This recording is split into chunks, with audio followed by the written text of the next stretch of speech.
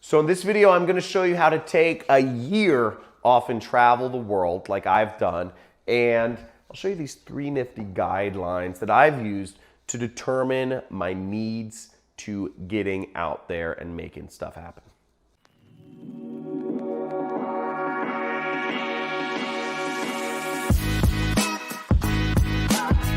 So in order to take a year off and travel, there's a few things you need to understand. First off, I've kind of abbreviated everything by NSP. The first part of this is needs. You need to know what your needs are. There's 2 components of this, okay? You need to know your needs in terms of money, and you need to know your needs in terms of time.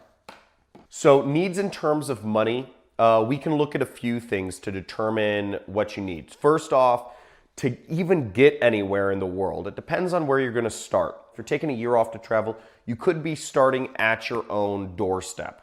Okay, so you could just say, I'm starting wherever I live, and I'm just going to drive off and do whatever. Okay, that's great. That means it'll cost you nothing, to go off and start your trip. Or maybe you're going to rent a Winnebago, right? That's if you're going to buy or rent a van or something, that's going to cost you money. So you have to factor that into your needs.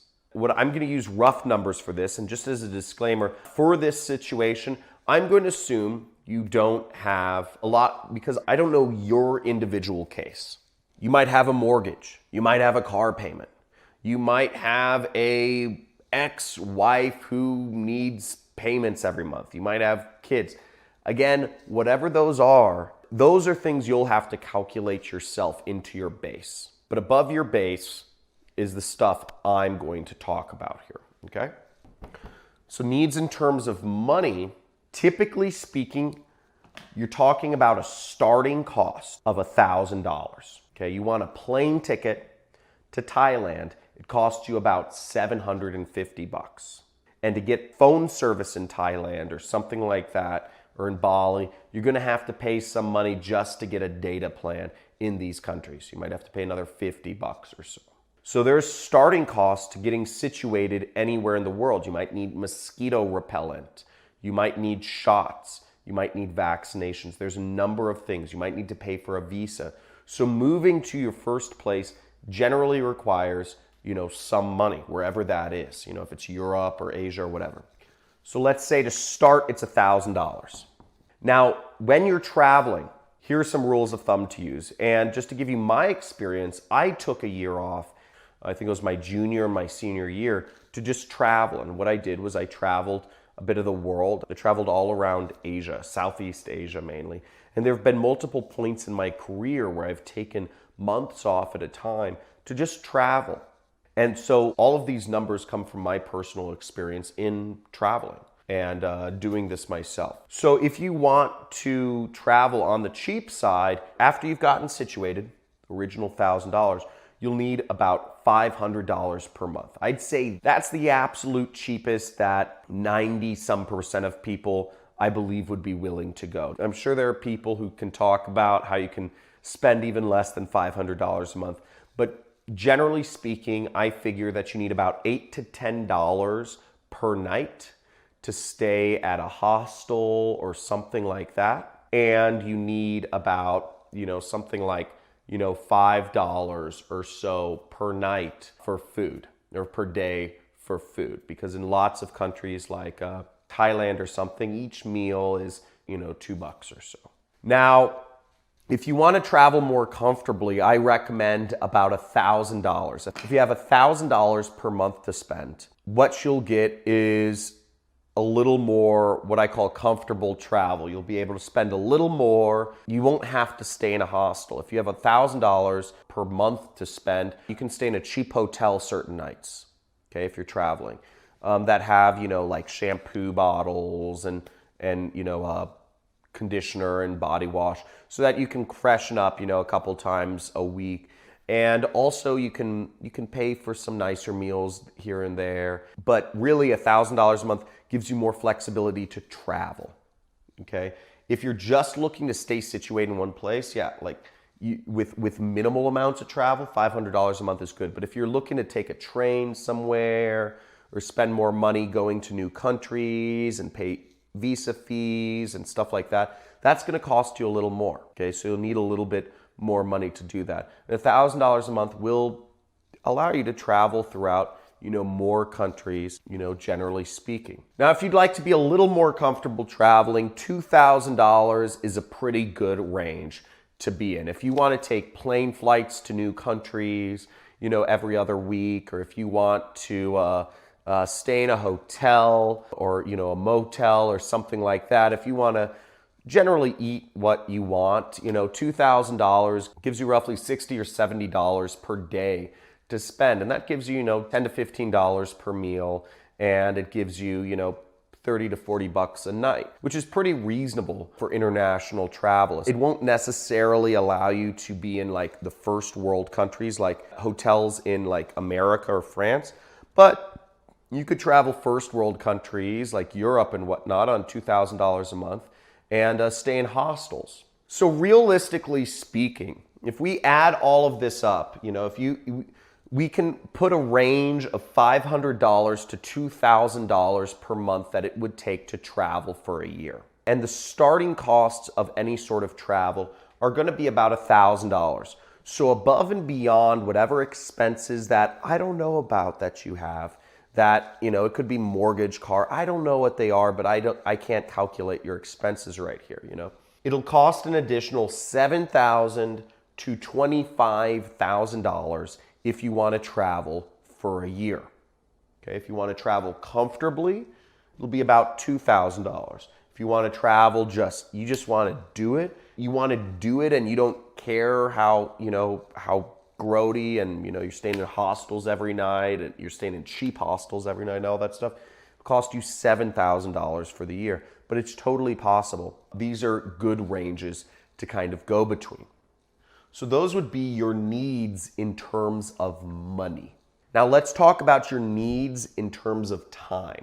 Now your needs in terms of time, this can play a crucial role. For some of you, you may just want to take a year off. You don't want to do any work whatsoever. You don't want to do anything to make a dollar, okay? You don't care about money at all. But some of you may have businesses where you can freelance, or you can contribute, or you can do something with your work while you're out there. For me, I run an internet business, okay? And I've been running an internet business since 2012, and that's really afforded me, it's kind of the reason. Traveling was the impetus that I started an internet business, because it's very easy to travel when you run an internet business. It just, all I need is an internet connection.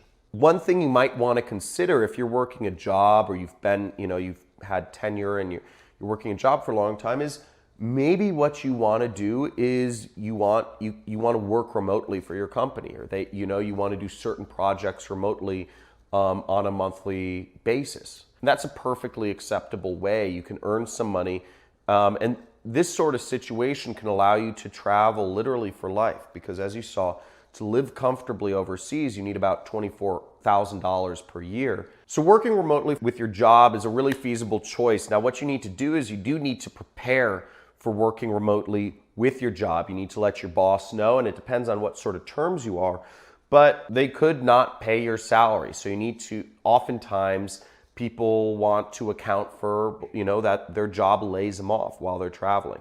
But as you saw in our scenarios, if all you need is $7,000 to $25,000, there's a very high likelihood that you can travel indefinitely if you had a remote working arrangement, even if you're being paid half your salary in many cases. So it's a really feasible thing. For me, I can automate quite a number of things in my business, but I'll still need to spend a few hours per week to actually run my business and bring in some money.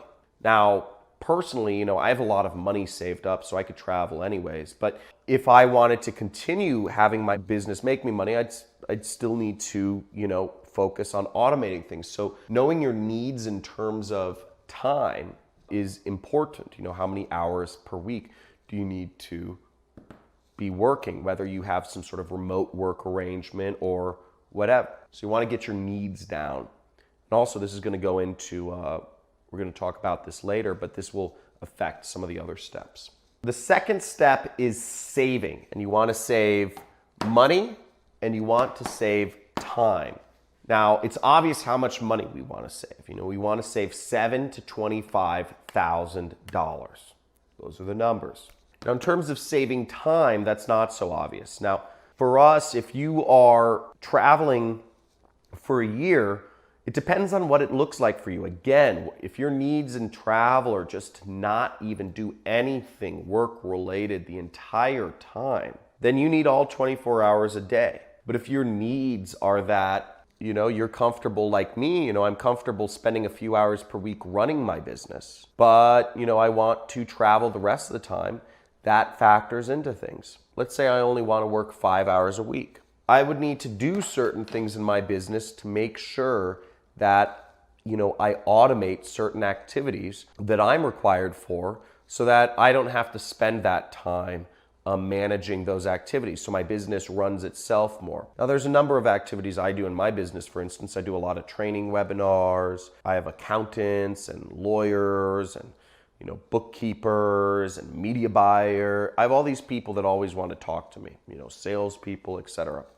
Tons of people always wanted to talk to me. And I would really need to automate a lot of these processes to make sure that, I don't have all these people always wanting to talk to me and always expecting me on these training webinars and yada, yada, yada every single day. Also, in my situation, I have mortgages, I have all this other stuff that requires time, So understanding what your kind of basic activities are, my life's a little more complex now, but, I'm assuming some of your lives, maybe your life has certain things that you'll need to maintain. You'll need to find ways to save time so that you can reduce the amount of time you need to spend on maintaining whatever it is you currently have. The third step is to plan. And this is the most exciting part, obviously. Once you have saved up the money and you've reduced the amount of time you need to spend in, if you're an entrepreneur or freelancer, or if you were just like, I'm out, get to plan. And whether it's you go to Thailand or whether it's go to Bali, great places, whether it's you go to Morocco or Brazil or wherever these places are, you want to time around, for me, I have to plan things around where there's going to be good, consistent internet access. Some of the most beautiful areas in the world don't have great internet access. So I need to pick beautiful places that do have internet access, and consistent internet access. That's a big problem with a lot of countries. I also need to make sure, for me, I need to make sure I go to hotels or hostels or whatever that have internet access, not just some sort of like tethered mobile connection. I've been to so many hostels that, they're like, oh, we have internet, but it's like a tethered connection to somebody's cell phone. It sucks. Which is funny. This Airbnb I'm staying in here in Utah, I didn't think it was going to be the same situation, but they have a tethered mobile connection. Their internet is out. But you want to plan around where you're going to be and where you're going to go and what the cheapest routes to get there are. Now, I hope you enjoyed this video. Make sure to like, subscribe to my channel if you want more information on how to work for yourself. And also comment if anything in particular helped you or kind of sparked an idea in your head. Let me know what it was and let me know how it helped you out. And even where you're planning to go. That's really exciting. So hope to see you travel the world. It is the best decision of your life. Travel for a year. It's amazing and it'll change your perspective on things. Great seeing you and thank you for this opportunity to share my gift with you.